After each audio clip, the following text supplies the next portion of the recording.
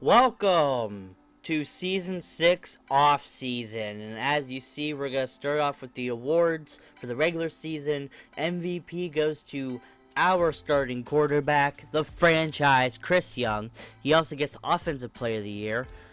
Hassan Nago gets Defensive Player of the Year. Rushing title goes to Oliver Strauss. Connor Grimm for the Cavalry gets the passing title. Receiving title goes to Hilton Caskey.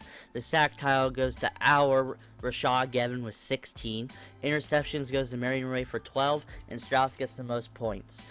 This season was absolutely insane. It came down to the wire and we lose the last, or not the last game, but the game right before the championship. A very disappointing year. Obviously, we expected some growth with having an actual star quarterback, and I think that was very apparent, especially if you look at Jonathan O'Connell versus Chris Young. Huge difference. Oh, yes, O'Connell could scramble. Yes, he can make plays with his feet. But his throwing ability, even though it's not much less better, or much less worse, I should say, than Young was just a star talent. And you could really see that, especially with the star receivers around him. Had even better numbers than O'Connell. Threw a lot of picks, yes, but that is the Montana Young scheme. To be aggressive, to throw downfield, to try to make the deep ball happen. You know, even though it's not the smartest thing, you know, Young has built a defense that can make plays, that can stop other offenses, that's constantly a top defense in the league. So their offense can make mistakes, but in some other games completely blow out the opponent. There's going to be some big losses, I think, or a big loss for sure, for this team during this offseason. So far, I'm just showing you the season numbers for the league leaders and such. But yeah, this season was absolutely insane with some very different people getting through to the playoffs. And even though the Blackbirds started off really bad, they're starting to get really good. The Redcoats are really good. The Walleyes are really good. The Chicago's still 50-50 sometimes, but man, like, understandably, Young went 32 for 30 when it came for interceptions. That's basically Neve Watts' year. Even though Neve Watts, I'm pretty sure it was like 32 and 32. But we won a championship off of that, and like that was the offense that like won us a championship. So I'm pretty sure Montana Young dislikes that, just like being able to run the ball a lot, being able to, you know, which I think we actually run the ball more than we used to, since Young takes it, you know, 50% of the time with his feet because he's such an offensive playmaker. But I also want to see that, like, what if Montana Young could actually get a real quarterback, not someone who can just be super athletic at everything, you know? Like, how good could this offense be? But the dangerous part is going into this offseason, Montana Young now has more control over the team, but it might be a very dangerous season. If you look here, the Cavalry beat the Condors only by 6 points. The Condors' season is now over. They somehow got to almost to the championship. It's crazy. I don't know how they simmed so good. Now it's for the championship game. It's the Cavalry versus the Redcoats, and the Redcoats win. Somehow the Redcoats win the championship. They win 28-21. Their offensive firepower is insane, and their defense is locked down. Like, seriously, the Redcoats are one of the best teams in the league. Wow, what an interesting, what an amazing season for the Redcoats. But like I was saying, the owner of the Wolves, or I should say first, sorry, this is the playoff awards. MVP goes to Strauss, Offensive Playmaker goes to Strauss, Farmer gets Defensive Player of the Year, and Rushing title goes to Strauss. Passing title still Connor Grimm. But yeah, this season was absolutely insane, with Chris Young ending the season with 35 touchdowns and 34 interceptions. Which is even more than Neve Watts had by the end of his season. King with 1,500 and Ingram with 1,300. And then the rushing yards is insane with like 500, 700, and like 1,500 or something like that. Something insane. But like I said, we're now in the off season here, season 6 of the Fictional Football League. Now, like I was saying before, the owner of the Wolves has given more power to their coach. They forced Montana Young to get rid of their star CB Clay Griffin, so to make more room for the offense. But now they give more power to the coach. But they said that if he doesn't produce results, it's over. And if you look here, the retirements, Lloyd Geiger for the Crusaders has retired. I think it was Crusaders. No, it's Flight, I think. He was Crusaders for a long time. He moved to the Flight, and now he's done. He retired. Warren Tanka, former MVP, who came out as a backup for, I think, the Medal for a long time, was their quarterback, who was the backup to Bryce O'Connell, went on to star for the Hogs with Brady Vaughn, and won very close to winning a championship, but he is now retired at a very old age. Kerry Stone has retired for the Hawks. He gave us issues in the rain every time we faced him. Toby Loy for the Condors and Raphael McCauley for the Condors both retire. Thad Herman retires. I'm blanking on the team he was on. Emil Reyes got to play with his son Hugo Reyes for one season, in the league. They weren't on the same team, but Reyes went from being a bullhead star for most of his career to moving to the Medal. He lost a lot of his athletic ability, but man could he cover, and he gave us issues. And because of injury problems, running back Keith Allure for the Guardians has retired. He also gave us issues, but he got a couple concussions this year, and he's calling it quits. He's very young, only 27 years old, but he decided to leave. Not much to say about that. It's really sad. But luckily, no one on the Wolves retired, but people on that team are starting to get old. Especially Denny Parr. We started the series with him being a star rookie linebacker. Marion Ray's starting to get up there in age. He's, 5 years in the league now? Teddy Moon is getting up in age because he was on the team way before Montana Young even took over. So, Wolves are going to probably hit a really hard part here in a couple seasons, but this season is going to be a really, really big part in what they can do, because if Montana Young can make some moves and get this team to be a championship team again, the sky's the limit for this Wolves team. And here in a second, we're going to look at the free agent class, which is the biggest free agent class we've had in a little bit. It's not many people, but it's some big names. We're going to start off with DJ Parker. He was a rookie, I believe, in the second season, and he has moved on from the Revenge to the Hogs, taking over Warren Tanka's spot. Hopefully, I think what they're thinking is with the Hogs is that they can take DJ Parker, who's gotten a little beaten up over the years, who's supposed to be the next Chris Young, super fast, super athletic playmaker type quarterback, and hopefully we turn him into a Warren Tanka, like how Warren Tanka came out years and years and years ago as a more of an offensive playmaker who then got really good at passing. So I think they're thinking they want that to happen. Next, the Hawks get the Medal backup quarterback, Ismail Baggett. He's going to be starting here for the Hawks. They're looking to draft a new quarterback as well, but he has serious starting potential. He only has 1 or 2 years left in him, but he's an amazing quarterback who can do really good things for a team.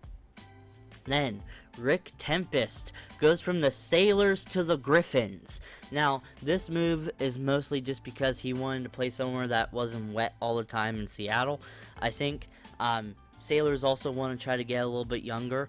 Even though Rick Tempest came into the league about a year before the series started, Tempest came out of college later, and he's been beat up. He went from an offensive playmaker who had an amazing arm, amazing accuracy, amazing pocket presence, now is like not very fast, can't really throw the ball that hard.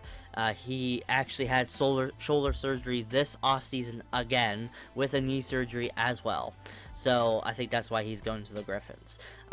Jonathan O'Connell, our former quarterback who went to the Griffins, is now going to the Sailors. He's getting a good starting spot here. He did well for the Griffins, but the Griffins really wanted to make a play here and try to get into the playoffs, having Thurman Herman, an amazing O-line, and now Rick Tempest. Quickly here at running back, Wolves lose Calvin McWilliams. I've been saying it basically all season. McWilliams have basically been cut out of the team, all the team stuff. Like, he wasn't getting as many yards, any rushes, so after his 2-year contract, he's going to the Crusaders. Chris Banks goes from the Warhogs to the Hawks, mainly because they didn't want to re-sign him. Joseph Jacquez, a gold running back, one of the best running backs in this league, leaves the awful Giants and goes to the Guardians. We have trouble with Joseph Jacquez, and now he's with a team who has a veteran quarterback who's been to the playoffs, a team that is on the up and up, and maybe we'll get a quarterback in the future. Irving Duncan goes from the Firebirds to the Gladiators. And actually, I don't think it's here. Oh, I didn't write it down. As well, Sherman Hickson from the Gladiators goes to the Firebirds. They basically switch players, but they did pay them and do through free agency. So they'll just switch picks in the draft.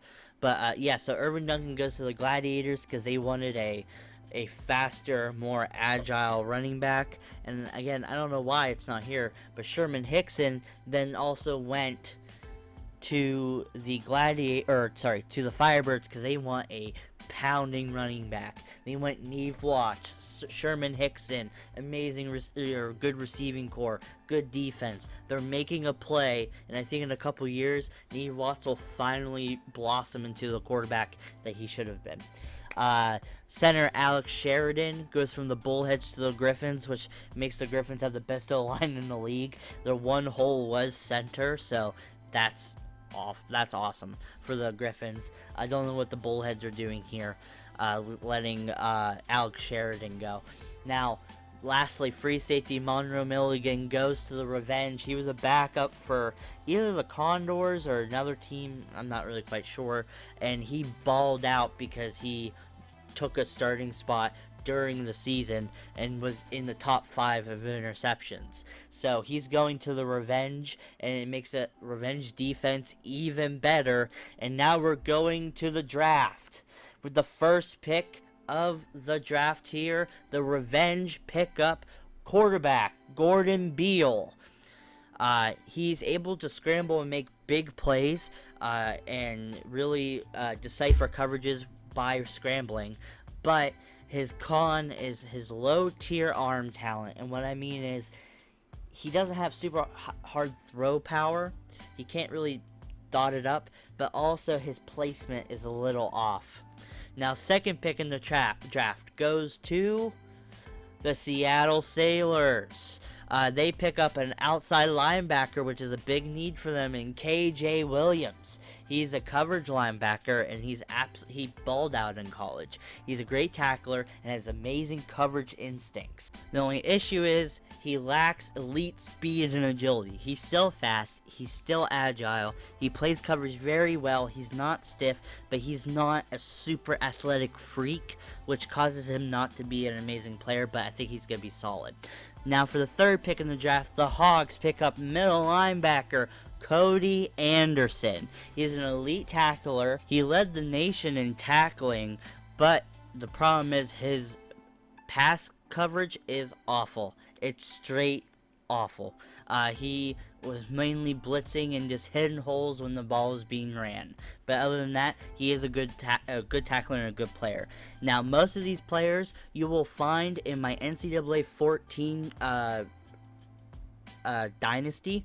And here's another player from it. Quarterback Mike Fine goes to the flight. They needed a new quarterback because their quarterback retired, but he's kind of bad with his arm talent. He has a great throw power, but he's not fast. He's a statue, and he's too aggressive. He's going to throw a lot of picks, and I don't think he's going to be that great. And now number 5. The Hawks pick up Charles Parsons, another quarterback. He's above average speed, but he's a long-term project player. He's gonna need a long time to really get good. And like I did say though, a lot of these players are coming from an NCAA Dynasty franchise that you can find on the channel, and this is the first draft with those players in it. Now some of the draft picks that are supposed to be in this draft are going to be in the next draft. Also, if you want to be in this draft, throw a name down below. I didn't get any for this draft, but there will be for next year's. Now, here we go with number 6. The Blackbirds select a DB to make their defense even better in Frank McBride. He has elite speed and ball skills. He played wide receiver and DB in college. The only issue is his coverage is bad. Very, very bad. But he makes up for it with ball skills and playing the quarterback. So, let's see if he does well in this league. Now, number 7, the Warthogs. They select Jordan James at running back. He has Olympic track speed. He was going to be in the Olympics, but he wanted to take some money, so he came into the league. His only con is that he has no strength, and he's not very durable. He's had some injury issues in the past, but he's so fast. He's so fast. It's going to be hard to stop this Warthogs offense once they start get going. Number 8 is the Wolves. They go up in the draft and they select quarterback Evan McCarthy. Now, here's the issue. He is a quarterback. He has elite speed and he plays multiple positions, but he is a project. He can play quarterback, wide receiver, and running back, and hell, he could probably play defense if he wanted to. And he at some point might become a dual player like Ty Banks. Evan McCarthy is insane, but number 9, the Guardians select guard Curtis Barclay, the best alignment in the draft here. He has elite blocking skills. The only issue is his strength is lower than average, but his blocking, run blocking, and pass blocking is great for especially a silver guard to pick up for this team.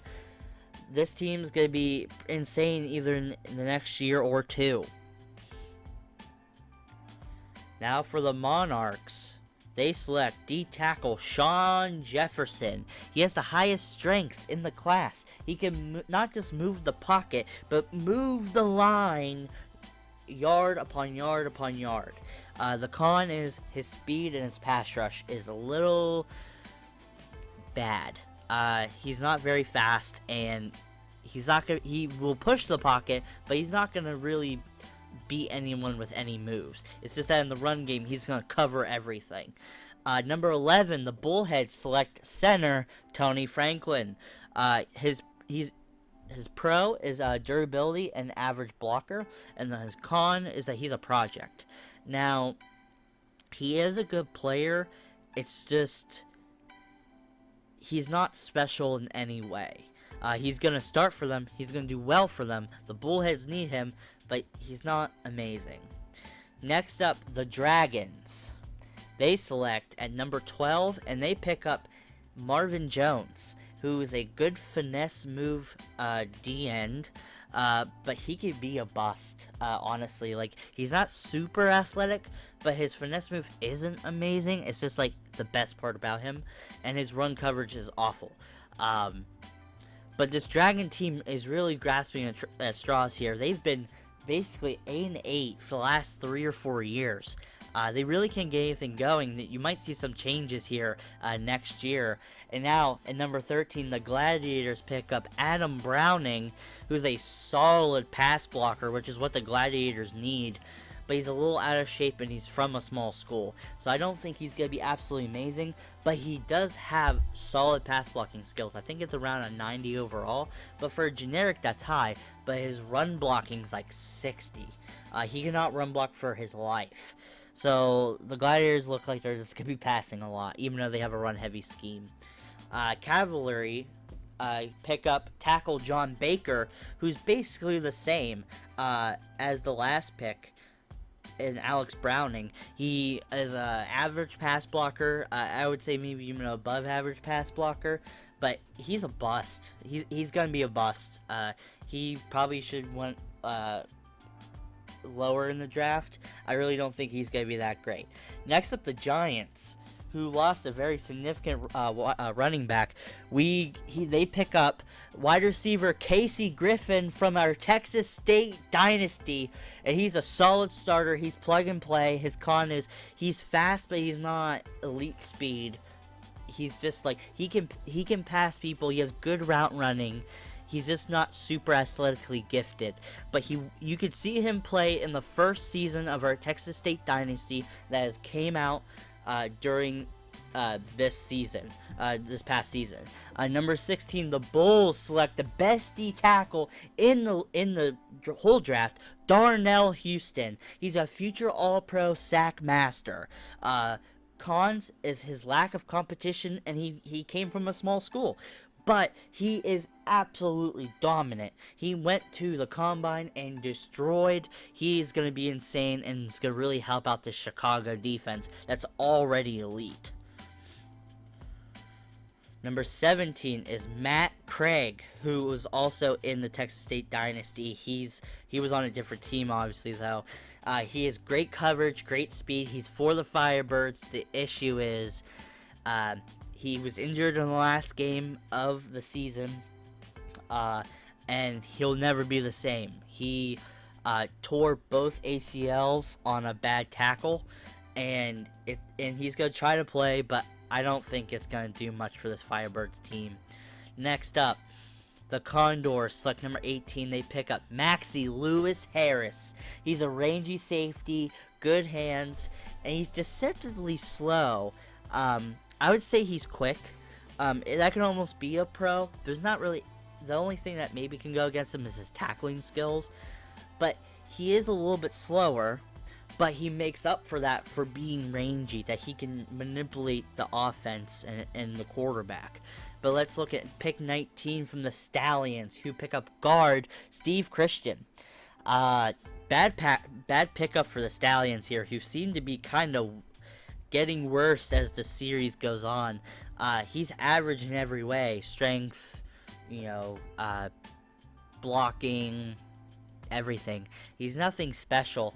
He's a plug-and-play starter. He's going to start, but I don't see how he can really make a difference for the Stallions team that really needs defense. Now, Redcoats here, they move up in the draft, and they pick up free safety Martin Edwards to start for them. His pro is that he can hit hard. He hits so hard. But the problem is, he only started 1 year. In college, so we don't really know how good he will be, but he did. They moved up with. They switched to the Crusaders. They won the championship, and then their defense will be even better, most likely. The Walleyes now select number 21, and they select a gold receiver, Perry Polak. He is a star deep threat, clean route running. Like he is perfect at route running, and he can catch in traffic better than the rest of them. His con is, even though he's fast, he's really fast, he's a deep threat, he has a slower 40 time, and he had a lot of off-field issues. But he's going to destroy for the Walleyes. And at number 22, to probably take over Emil Ray's spot, they select Malik Cloud, who is great at coverage, but he cannot catch an interception for the life of him. But they really need to shore up that right side, because Emil Reyes is gone, and now they have his replacement. And next up, number 23, the second to last pick in the draft, the Griffins select Adam Noble, who was in the not in the dynasty. He wasn't with Texas State, but he was definitely an all-pro. He is tall, he's vertical, is super high. He's strong, and his catching traffic is great, but he lacks speed and quickness, and his route running isn't amazing. But if they could just throw it up to him, he's going to be great. I think he's a great fit for Rick Tempest. And for the last pick of the draft, Crusaders pick up running back Darren Morris, who is amazing in college. He comes here with power, speed, and he always stays on his feet. There's no way you can tackle this guy. His con is that he just ran a lot in college. So we don't know exactly what's going to go on with Darren Morris here. But that will be the end of the draft. So this video will now conclude. I just want to say thank you guys for watching, and please like and subscribe. It really helps, especially when you leave a comment. I think that actually helps my videos as well. If you want to be a part of next year's draft, or in future drafts at least, put your name and position, everything in the comments down below. Thank you guys for watching, and the next video will be the Season 7 introduction, and hopefully it'll help people get into the series so they don't have to watch all 6 seasons or whatever. But until then, I'll see you guys next time.